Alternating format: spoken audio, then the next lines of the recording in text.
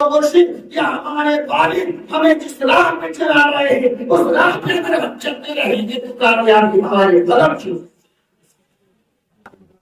میں اپنے بچپن سے دیکھ رہا تھا جب سے وہ سنبھالا عالم صاحب علیہ رحمت و رضوان سے یعقوب کا کسی سال کو نے چھوڑا نہیں۔ اگر 2 بجے دن میں جانا ہوتا تو 10 بجے غازی پور پہنچ جاتا، اور اس میں پابندی کے ساتھ ہم اسلام جاتے تھے۔ نماز تہجد میں نے دیکھا رات کے 2 بجے کے وقت قرآن ختم ہو، 12 بجے ہو، 11 بجے ہو، جتنے بجے ہو، تہجد کے وقت میں نے دیکھا کہ ان کے وضو کر کے تہجد کی نماز ادا کر پائے۔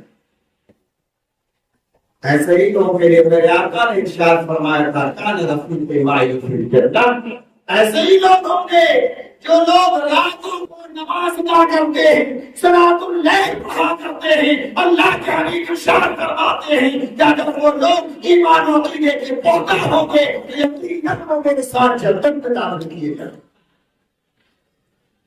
ایک تحفہ تو یہ ملا کہ صلاۃ اللیل کے پابند تھے، یعنی تہجد کی نماز کے پابند تھے۔ دوسری بات یہ ہے کہ زائرین حرمین شریفین یعنی مکہ معظمہ اور مدینہ منورہ کی زیارت کرنے والے جب مدینہ منورہ کی زیارت کرتے مکہ سے طواف کیا، مدینہ آئے، حج کا کام مکمل کیا، مدینہ آئے، آنے کے بعد پیارے آقا سرور کائنات صلی اللہ علیہ وسلم کی بارگاہ میں حاضری دے رہے تو میرے آقا ارشاد فرماتے منظار قبری وجبت لہ شفاعتی، جس شخص نے میری روضے کی زیارت کر لی اس پر میری شفاعت واجب۔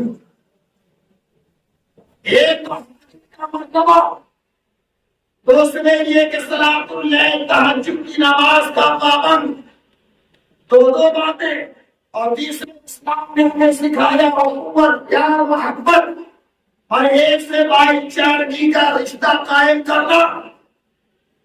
میں نے بہت مرتبہ دیکھا ہے، بہت حالات سامنے آئے ہیں، لیکن بارہا یہ کہتے تھے کہ میں نے شیخ طریقت کی صحبت ایسی پائی ہے کہ اب اس سے اور شیخ طریقت نے بھی ایسے کا راستہ دکھایا، ایسے کا راستہ دکھایا جو رات کو رات عبادت میں مشغول رہتے، اللہ رب العزت کی بارگاہ میں ذکر کرتے، اور ذکر کرتے کرتے دنیا سے اپنے دل کو اطمینان نہیں دلاتے، اللہ کے ذکر میں مشغول ہو جاتے۔ ایک کو موبائل کرنے والوں ذرا یاد رکھو، اس کی بارگاہ میں جاتے تھے سیدنا قاضی شاہ محمد عنایت حسین چلیا کوٹھی رحمۃ اللہ علیہ کی بارگاہ۔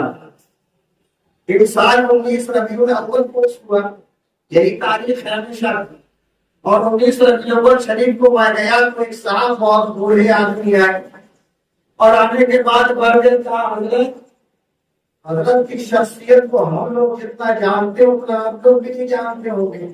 میں نے کہا یقیناً آپ کی عمر 90-100 سال ہونے والی ہے، ہمارے لوگوں کو ابھی 55 سال ہو رہی ہے، تو ظاہر سی بات ہے ضرور فرق ہوگی۔ اور دوسری بات یہ ہے کہ جو لوگ صحبت اٹھاتے ہیں تو صحبت کا اثر یہ ہوتا ہے تو ان کو تمام حالات اور قواعد سے آگہی ہو جاتی ہے، لہذا آپ کو خبرداری بھی ہوگی۔ ذرا بتائیے معاملات کچھ ہمیں بتائیے کہ آخر ہوا کیا؟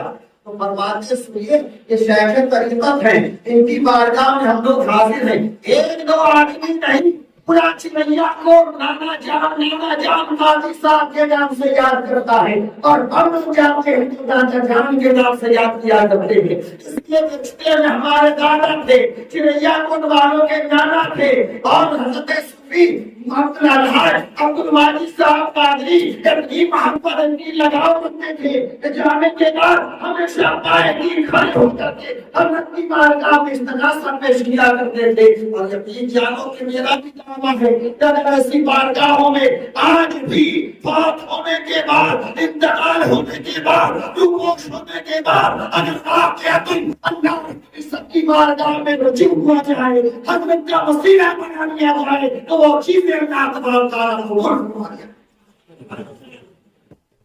آن کے خلیفہ حضرت مولانا محمد کامل صاحب رحمۃ اللہ تعالی علیہ بہت جلالی بہت جلالی ان کا تو معاملہ یہ تھا کوئی بھی کپڑا پہنتے تھے تو سینے کا حصہ اتنا جل جائے گا.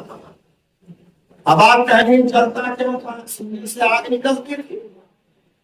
سینے سے آگ نہیں نکلتی تھی، بلکہ ان کا معاملہ تھا اللہ کے ذکر اللہ تطمئن القلوب کا مسئلہ تھا. اتنا ذکر کیا، اتنا ذکر کیا. اب ذکر کی دیکھو حد سے زیادہ کہاں پہنچتا ہے. جیسے آپ ایک گلاس پانی لے لو، آج کا گلاس بھی ہٹا دیا گیا، بوتل سامنے آ گیا. بوتل کا پانی آپ لے لیجیے اور اس پانی کو لینے کے بعد میں آپ سے کہوں کہ ذرا یہ بتائیے کہ اس میں کتنا پانی ہے. آپ کہیں گے بھرا ہوا. میں کہوں گا تھوڑا اور ڈال دیجیے، آپ کہیں گے بس دو خطرہ ہی تو آ سکتا ہے، ڈال دیجیے. پھر اور ڈالیے. آپ کہیں گے نہیں مولانا صاحب اب تو یہ گھر کے نیچے گرنے لگا ہے. میں کہوں گا اور ڈالیے. آپ کہیں گے کہاں جانوں، اب تک کوئی راستہ ہی نہیں ہے، کوئی سبب ہی نہیں ہے. اور ایسے ہی ہوا کرتے جب اللہ ان کے دل میں گھر کرنے آتا ہے وہ پڑھتے پڑھتے اللہ کا سب لگاتے لگاتے لا الہ الا اللہ کا سب لگاتے لگاتے اس جان سے اتنا مشرت ہوتے ہیں کہ سینہ میں مست ہوتے ہیں. وہ سینہ نور سے منور ہونے کے بعد وہ نور ان کے سینوں سے باہر ہونے. سبحان اللہ. اللہ کے ولیوں کا سینہ ہے باہر ہونے لگتا ہے تو ظاہر سی بات ہے جب ذکر اللہ کر رہے ہیں اب سینے پہ کوئی چیز آڑ ہو جائے تو یہ میرا سینہ ہے وہ آسمان کا سینہ ہے. کیا آسمان تک کوئی پردہ نہیں ہونا چاہیے، کوئی آپ نہیں ہونا چاہیے. ہم نے اللہ کو یاد کیا ہے تو اللہ کو ہم ایسے دیکھیں گے جیسے کہ بے پردہ کوئی نظر آئے. بے پردہ اس کے نور کا جلوہ فرمائیں گے. میرے عزیز حضرت مولانا محمد کامل رحمۃ اللہ تعالی علیہ ایک بارات اپنی بیٹے کے لے کر چریا کوٹ تشریف لے آئے. بیٹے کی بارات چریا کوٹ. اور آج کسی بارات میں کہ ہر چیز ہونا چاہیے، تھوڑی سی کمی ہو جائے تو پھر معاملہ کر دو. وہ معاملہ نہیں تھا. گھر والے بہت غریب تھے، بچی کے گھر والے بالکل غریب، کچھ سادہ سامان ان کے پاس تھا نہیں.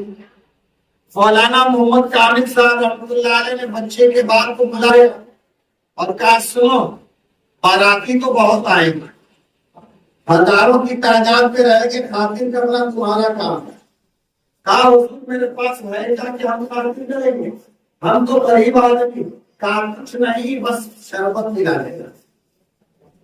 شربت باراتیوں کو پلا دینا، اس کے علاوہ کچھ نہیں چاہیے. مولانا محمد کامل صاحب رحمۃ اللہ علیہ نے فرما دیے. اب دیکھیے ایک ولی دوسرے ولی کو پہچانتا کیسے، ایک ولی دوسرے ولی سے نظر کیسے ملاتا. یہ تو غریب آدمی التجا فریاد کر کے گزر رہا ہے لیکن بات نہیں سنی گئی. کوئی انسان ڈائریکٹ حضرت قاضی شاہ عنایت حسین چریا کوٹی رحمۃ اللہ علیہ کی بارگاہ میں حاضر. حضرت آپ کیا کہنا چاہتے؟ حضرت بیٹی کی شادی. میاں محمد کامل صاحب فرما رہے ہیں کہ ہزاروں سے زیادہ باراتی ہوں گے. حضرت کیا کروں؟ حضرت فرما انتظام کر لو. حضرت بہت غریب ہوں، کہاں سے لاؤ؟ کیا کرنا ہے؟ شربت ہی تو پلانا ہے. بات دونوں سے ہو رہی ہے. حضرت ارشاد فرما کیا کرنا ہے؟ شربت ہی تو پلانا ہے.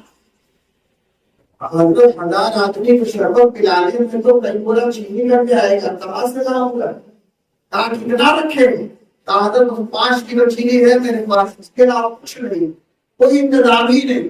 حضرت ارشاد فرماتے 5 کلو چینی لے کے آؤ اور 1 بوتل کیوڑا لے کر کے آؤ. اپنے پاس بلا کیا اور چینی کی گٹھری بنائی، کچھ پڑھ کر کے دم کیا، گٹھری بنائی اور بوتل دے کے لے جاؤ، جو بغل میں کنواں ہے اس کنویں میں ڈال دو. باراتی جب آ جائیں تو پانی پلانا شروع کر دینا. باراتی آ گئے، ہزاروں سے زیادہ باراتی ہے. 5 کلو چینی کنویں میں ڈلوا دیا ہے، نکالا جا رہا ہے اور ضیافت ہو رہی ہے. اور ضیافت ہونے کے بعد مولانا محمد کامل رحمۃ اللہ علیہ فرماتے ہیں ہاں میرے سمجھی صاحب تم نے تو بڑی ضیافت اچھی کی ہے. شربت کی ایسی شربت جس میں لطافت بھی ہے، جس میں نزاکت بھی ہے، جس میں چاشنی بھی ہے، اس میں لذت بھی ہے، سب پی کر کے ماں ہوتے جا رہے ہیں۔ یہ شرابیں آپ نے پلا دیا ہے، آپ نے مست اور محفوظ بنا دیا ہے۔ آج میں ایسا ہوا تو کیسے ہوا؟ آپ پہ شان فرماتے میرے مربی کا کرم ہے، میرے رہنما کا کرم ہے، میرے پیر مرشد کا کرم ہے۔ اور مایا کیا ہوا؟ آپ کچھ نہیں، 5 کلو چینی بات کے دیا کنویں میں ڈال دو، میں نے ڈال دیا، بارات آئی پی کے واپس بھی ہو گئی، اپنے گھر سب لوگ چلے گئے۔ ارشاد فرماتے ہیں کہ 6 دن تک مسلسل کنویں سے پانی نکالا گیا تو پانی نہیں شربت کی نہیں کرتا۔ سبحان اللہ۔ ایسے لوگوں کی صحبت حاصل، اور جب ایسے لوگوں کی صحبت انسان حاصل کرتا ہے تو ظاہر سی بات ہے کہ وہ بھی دیکھو خالی نہیں ہوتا، وہ بھی اللہ والا نہیں ہوگا، وہ بھی اللہ والوں نے قرب میں جنت پایا ہوا ہوتا۔ یقین جانیے آج ان کو دیکھے یا ان کے والد گرامی حاجی صاحب کو دیکھے، دونوں کا معاملہ بڑا عجیب و غریب ہے، لیکن تھوڑا سا فرق نظر آتا ہے۔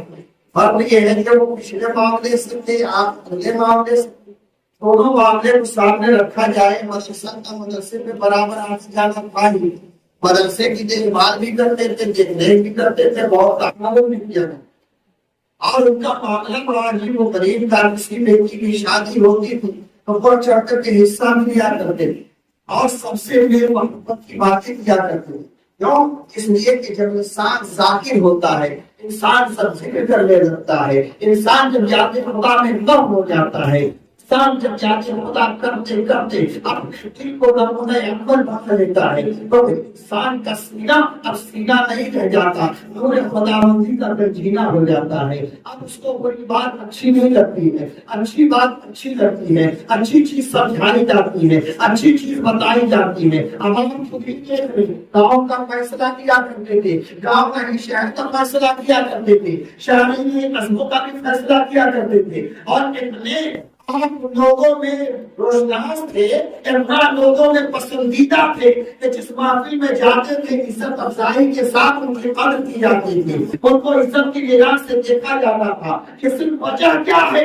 وجہ صرف یہ ہے کہ ذکر اللہ کرتے کرتے اپنے دل کو اتنا اجاگر کر دیا تھا، اتنا صاف شفاف بنا دیا تھا کہ ہم اس خدا قدوس کے ایک جلوے کی نظر، ایک جلوے اور کی نزاکت اس میں نظر آتی تھی، ایک جلوے کی چمک اس میں نظر آتی تھی، ایک جلوے کی دمک اس میں نظر آتی تھی، اور وہی جلوہ تھا جو انسان کو خدا کی طرف مائل کیا کرتا تھا، اور خدا کی طرف مائل کیا تو اللہ تبارک و تعالیٰ نے اس نیک بندے کو جگہ بھی دیا ہے اور نام بھی دیا ہے، تو کیسا مقام دیا۔ مہینہ دیکھو کون سا مہینہ ہے، کالا کالا ہی ہوتا ہے، اور ربیع الاول میں بلایا۔ اگر دنوں مرشد کو دیکھا جائے تو 19 ربیع الاول تاریخ وہاں نظر آتی ہے، چنیا کوٹھی، اور رجب دیکھا جائے تو 16 ربیع الاول والد محترم حضور خیر تزکیہ حضرت علامہ الحاج حبیب شاہ غلام محمد نور القادری کا تاریخ مثال ہے۔ اور پھر ان کا دیکھا جائے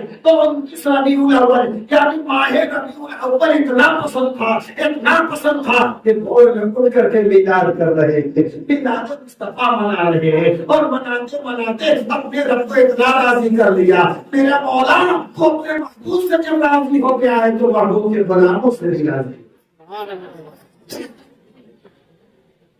یہ رضا کا مرتبہ ہوتا ہے، رضا کا منصب ہوتا ہے، لیکن اس رضا کے منصب کو ہم تب پہنچیں گے جب اپنے دل کو ہم ذاکر بنا لیں گے، اپنے دل کو ہم خود ہی مٹا کر کے خدا والا بنا لیں گے، تب کہیں جا کے اللہ تبارک و تعالیٰ اس دل کو دل والا بناتا ہے۔ دیکھو حضرت امام اعظم ابو حنیفہ رحمۃ اللہ تعالی علیہ نے ایک بندے کو بنانا چاہا تو بنانے کی حالت دیکھو کیسے بنی۔ راستے میں ذکر کر رہے ہیں، بیٹھے اپنے مکان پہ ذکر کرتے کرتے اب دیکھ رہے کہ مجمع جمع ہوتا جا رہا ہے، جمع ہوتا جا رہا ہے۔ ابن نے دیکھا ایک بچہ بھی آ رہا ہے، آنے کے بعد اس محفل کے پاس تھوڑی دیر کھڑا رہا، کھڑے ہونے کے بعد پھر بیٹھ گیا، مجلس سنا سننے کے بعد واپس گیا۔ لیکن وہ بچہ کون تھا؟ امام ابو یوسف رحمۃ اللہ تعالی علیہ تھے۔ ان کی حیثیت ذرا دیکھو، گھر کے بالکل کمزور، کھانے کا کوئی حساب نہیں، کھانے کا کوئی حساب نہیں، فاقے پہ فاقہ چلا آتا ہے۔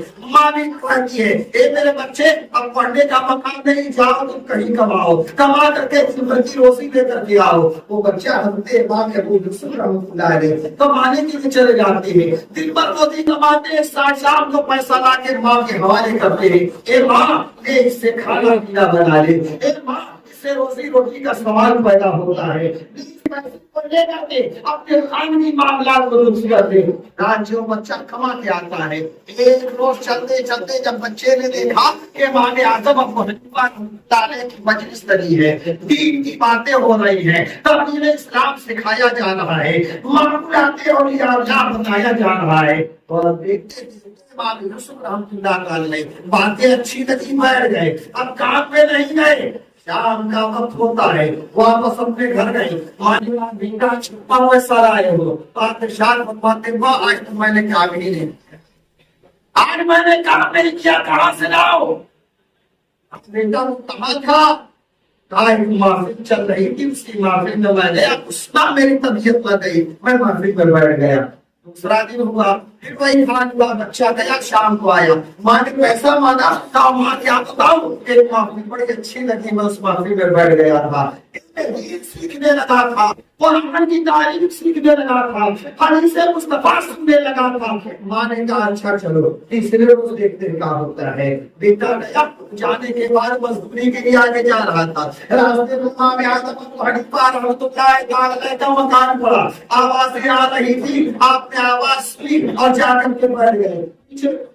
ماں بھی آ رہی ہے اور آتے آتے دیکھا کہ میرا بیٹا اس مکان میں گیا ہے، محفل بیٹھ کے سن رہا ہے۔ ماں بھی جا کے پیچھے بیٹھ گئی اور بیٹھنے کے بعد جب محفل ختم ہوئی تو ماں نے کہا اے امام اعظم ابو حنیفہ رحمۃ اللہ علیہ، آپ جانتے ہیں کہ میں بالکل غریب ہوں، کھانا کمانا اس کے بچے کی ضروری ہے، یہی کما کے لاتا ہے تو میں کھانا کھاتی ہوں، یہ بچہ کھانا کھاتا ہے، اب اسے آپ نے بلا کے اپنی محفل میں بٹھا دیا ہے، اب بتائیے کھانا کھانے کہاں جائیں، روزی روٹی ہم کس سے مانگنے جائیں؟ حضرت امام اعظم ابو حنیفہ رحمۃ اللہ علیہ ارشاد فرماتے ہیں اے ابو یوسف کی ماں، میں نے یوسف کو بلایا نہیں ہے، یوسف تو خود آ گیا ہے، اور آگے آنے تو گرانے تو دقت کیا ہے، کہیں جاتے رہیں گے تو ہم کھائیں گے کیا، جاتے رہیں گے تو ہم کھائیں گے کیا؟ قربان جائے امام اعظم ابو حنیفہ ارشاد فرماتے ہیں اے ابو یوسف کی ماں سن، کہ تیرا بچہ وہ ہے جو روزانہ پستہ میں بادام آلودہ بھگا بھگا کے کھائے گا،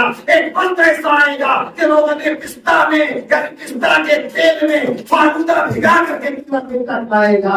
ہم لوگوں کا کھانا نہیں ہوتا، یہ بادشاہوں کا کھانا ہوتا ہے، امراء کا کھانا ہوتا ہے، وزراء کا کھانا ہوتا ہے، بڑے بڑے لوگ اس کھانے کو کھاتے ہیں، اور میرا بیٹا تو بالکل غریب میں کہاں میسر ہوگا۔ آپ ارشاد فرماتی ہیں کہ امام اعظم آپ یہ فرما رہے ہیں مجھے تو نہیں لگتا، میں کمزور حالت میں ہوں، میرا بیٹا روزانہ پستہ کہاں سے لائے گا، فالودہ کہاں سے لائے گا، بھگا کے کھائے گا کیسے؟ امام اعظم ابو حنیفہ فرماتے ہیں اچھا ٹھیک ہے جا، آج سے تیرے بیٹے کی کفالت میرے ذمہ ہے۔ کتنا کما کے دیتا ہے؟ کہا اتنا پیسہ روزانہ دیتا ہے۔ امام اعظم فرماتے ٹھیک ہے اپنا پیسہ مجھ سے روزانہ لے لیا کرو، اپنے گھر کا خرچہ چلایا کرو، اس بچے کو چھوڑ دو، ان نبی یہ سیکھا کرے۔ قربان جائے امام اعظم ابو حنیفہ کی بارگاہ میں امام یوسف رحمۃ اللہ تعالی سیکھتے جا رہے ہیں، سیکھتے جا رہے ہیں، ذکر و اذکار کی محفل ہو رہی ہے، کبھی کیا ہو رہا ہے، کبھی ذکر رسول ہو رہا ہے، کبھی اولیاء کی باتیں ہو رہی ہیں، کبھی علماء سے دین سکھایا جا رہا ہے۔ معاملہ اتنا پہنچا کہ وقت کا امام ابو یوسف کو بننا ہوا، جب وقت امام بن گئے تو بادشاہ کی بارگاہ میں بلاتا ہے امام ابو یوسف آئیے، آپ عزیز گزر ہو گئے، ایک جہان نہیں آپ کو آدھے جہان کی سلطنت دی جا رہی ہے، اتنے کے قاضیان بنا دیے گئے ہیں۔ بادشاہ نے دسترخوان لگوایا، لوگوں نے پستہ بھی رکھا گیا، پاکیزہ بھی رکھا گیا، بادشاہوں کا کھانا کھایا جانے لگا۔ تو اس بات یہ کہنی ہے امام اعظم سچ فرمائے گا، اللہ تعالیٰ بڑی دور تک دیکھتا ہے، اللہ ملک کو بڑی دور تک نظر آتی ہے، سارے حالاتوں میں اپنیات کو جانتے ہیں۔ آپ نے اس وقت فرمایا تھا اپنی طرف سے کہ یوسف روغن پستہ میں فالودہ بھگا کے کھائے گا، ڈبو کے کھائے گا۔ آج میں کو دیکھنا ہوں میرا بیٹا روغن پستہ میں یہ بھگا کے فالودہ کھا رہا ہے۔ اللہ کہ اللہ کے ولی کی بارگاہ ہے، اور ان کی بارگاہ سے چپکنے والا، ان کی بارگاہ سے لڑنے والا، ان کی بارگاہ سے تعلق رکھنے والا امام ابو یوسف رحمۃ اللہ تعالی علیہ اپنے وقت کے امام بھی بنتے تھے۔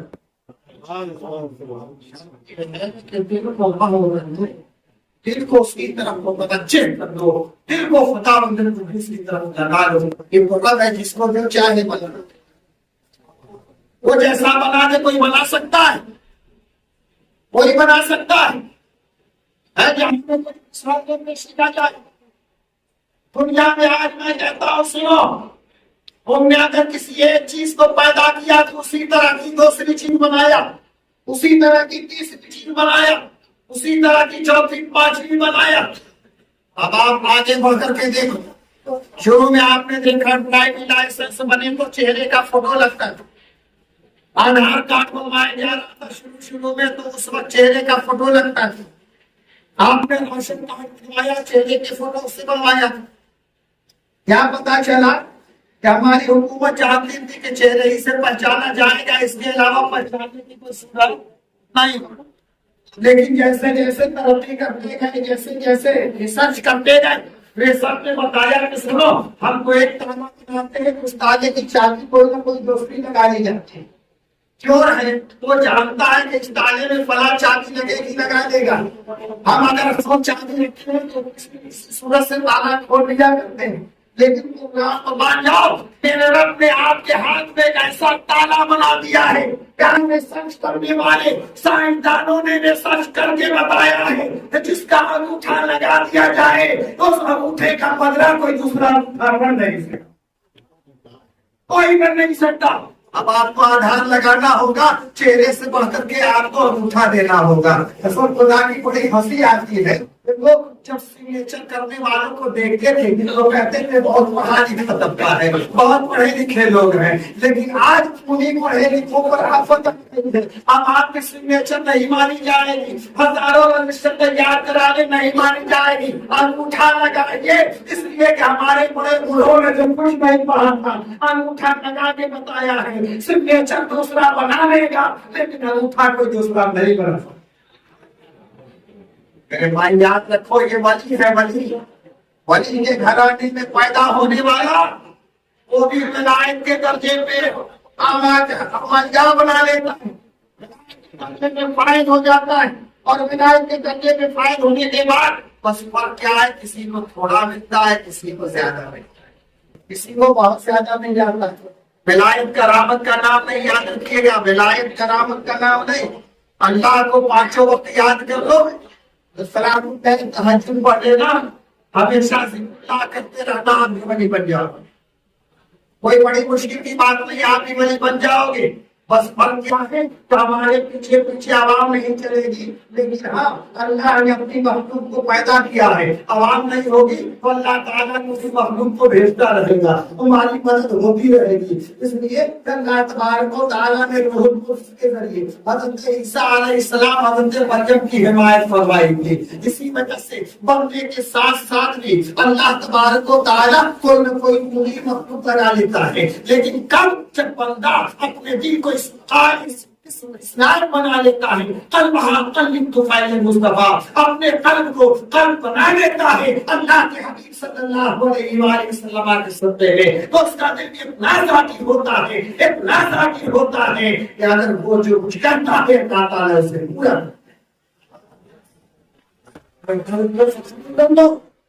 اپنے دل کو اسلام بنا لو، کینہ مٹا دینا۔ یاد رکھنا جس دل میں کینہ ہوگا اس میں حرمت رسول نہیں مٹا سکتا۔ جس دل میں عداوت ہوگی اس دل میں اللہ رب العزت کی محبت نہیں جا سکتی۔ جس دل میں غیرت ہوگا اس دل میں رسول اللہ کی محبت نہیں داخل ہوگی۔ جس دل میں بغض ہوگا اس دل میں اللہ کی محبت داخل نہیں ہوگی۔ محبت داخل کرنے کے لیے دل کو سادہ کر لو، دل کو سادہ کر لو۔ حدیث شریف میں آتا ہے کہ انسان کا دل بالکل سادہ ایک سفید کاغذ، لیکن جب انسان تھوڑا سا گناہ کرتا ہے اس سفید کاغذ پہ کالا سا دھبا، یعنی دل میں ایک کالا سا دھبا ہو جاتا ہے۔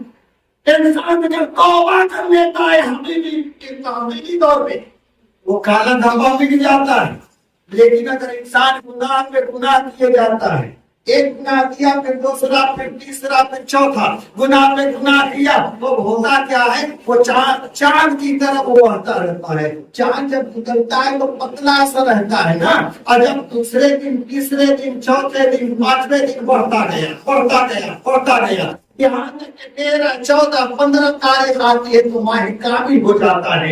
اسی طریقے سے آپ کا دل ایک چھوٹا سا کالا سا دھبا بنا ہوتا ہے۔ جب گناہ پہ گناہ کیے جاتے ہیں تو آپ کا دل بالکل کالا اور سیاہ ہو جاتا ہے۔ جب انسان کا دل کالا اور سیاہ ہو جائے گا، اللہ اس کے رسول کی محبت اس کے اندر نہیں جا سکتی۔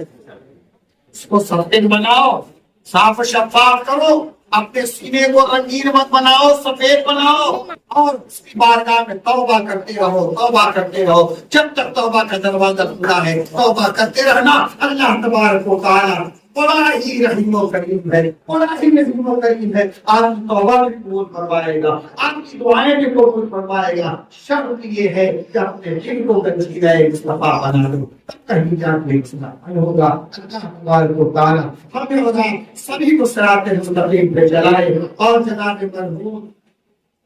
مرحوم حاجی ابوالحسن قادری صاحب، جناب ماسٹر عبد الواجد صاحب قادری، اور ان کی والدہ محترمہ اور ان کے برادران جو لوگ گھر سے جا چکے ہیں، اللہ